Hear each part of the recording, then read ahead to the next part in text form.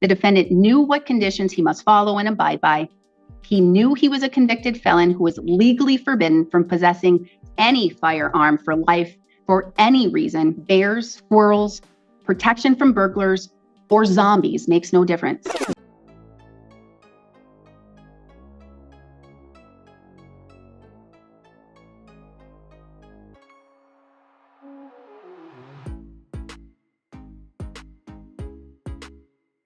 We will go on the record in the matter 24 CF 143, State of Wisconsin versus Michael Winquist. The state appears through District Attorney Kevin Schmidt in person.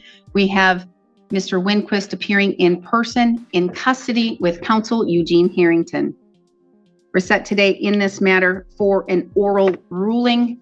The parties have requested that the court review and approve a plea bargain, a plea deal that has been presented. We are in victims' rights compliance. Yes. All right, we are in victims' rights compliance at this time. Although I'm going to be making an oral ruling right now, I'm only going to give you a gist or a brief summary of what my decision is. I have a full written decision that I will sign immediately after this hearing, and the parties will have access to. The reason why I am not going to submit it right now, or I'm not going to read the decision because it is 13 pages. So it gives much for the parties to review and to discuss, but I'm going to say this was a very difficult decision to make. I have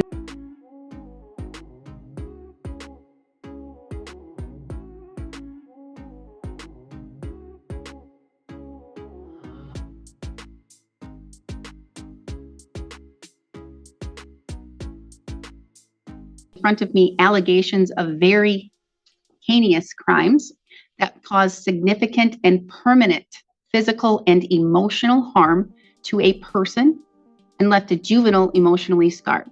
I have two attorneys whom I respect thoroughly, who understand the law and know the facts of this case thoroughly, more thoroughly than I have been provided. I only have access to the facts in the criminal complaint, the statements made during the hearings by counsel, and the facts that as they are outlined in the defense's stipulated facts memorandum. A plea bargain requires a court to have thorough review of what it has in front of it.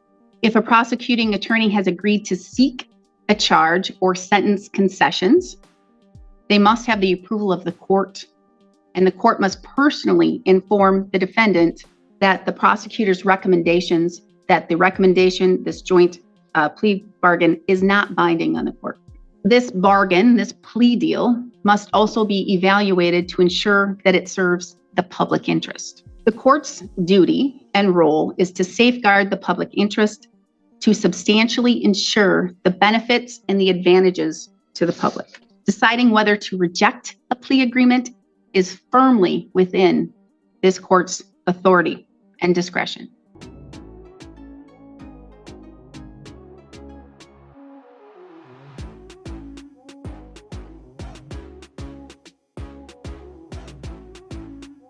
It is vested in me, the judge, and the circuit court to determine what pleas do serve the public interest without allowing the court to interfere with the prosecutor's authority when the prosecutor decides what charges to file and whether to file charges at all initially. There are certain factors that a prosecutor considers when deciding whether to file charges, and these factors somewhat overlap with the court in determining public interest in whether to accept a plea. These include such things as extent of harm caused by the offense, threat posed by the public or to the public by the suspect, the ability and willingness of the victim to participate, the disproportion between the authorized punishment of the particular offense or the offender, possible improper motives of the complainant, cooperation of the suspect defendant with the arrest and prosecution, the possibility of a likelihood of prosecution by another jurisdiction. That doesn't affect our case. Accordingly, these factors that a court must weigh when defining a public interest and what interest is involved, it varies from case to case. I must look at each of the facts and look at each of the cases separately. One appropriate factor for one case may not be something considered in another case.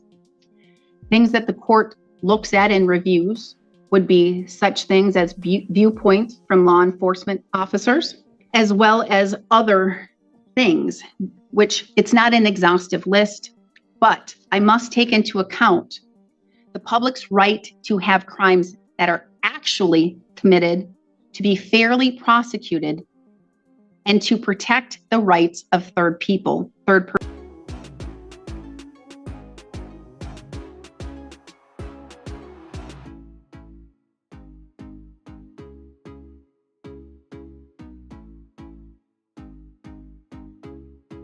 persons. The court must evaluate the defense attorney's reasoning and arguments and recommendations and balance that with the public interest and with the prosecutor's arguments to seek a fair prosecution. Other components of a public interest that the court must consider include whether the defendant has voluntarily and intelligently entered into a plea agreement, plea bargain, whether a factual basis exists for a guilty plea, the general public's perception that crimes should be prosecuted, the interests of the victims, the court's ability to dispose of a case in a manner to commiserate with the seriousness of the criminal charges, and the character and the background of the defendant, and the plea's usefulness in securing a legitimate and important prosecutorial interest. It has been observed that there may be situations where the public interest might be better served by having a case tried rather than having it disposed of with a guilty plea. The court has reviewed the facts of this case, the information, the complaint, the transcript for the preliminary hearing, the defendant's admission of facts, and the defendant's memorandum regarding the public interest of the plea.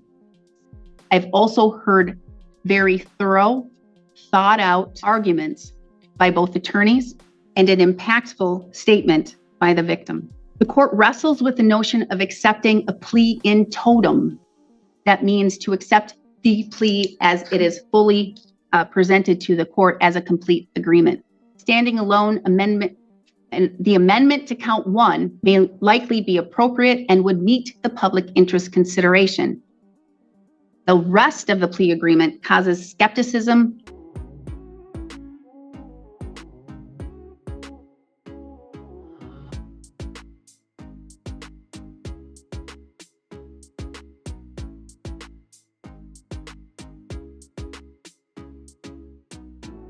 trepidation.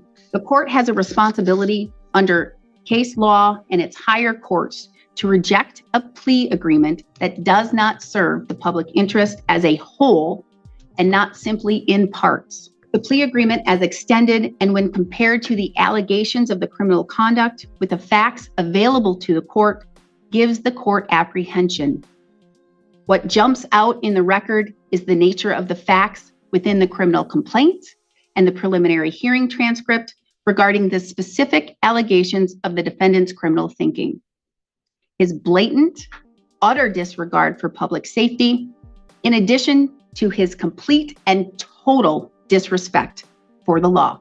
There are situations, again, where the public interest is better served to have a case tried rather than accepting a guilty plea and disposing of a case if the plea agreement as a whole is not appropriate and does not meet the public interest. The essence of this case remains: the defendant was not legally allowed to consume alcohol due to being on active probation with an absolute sobriety condition.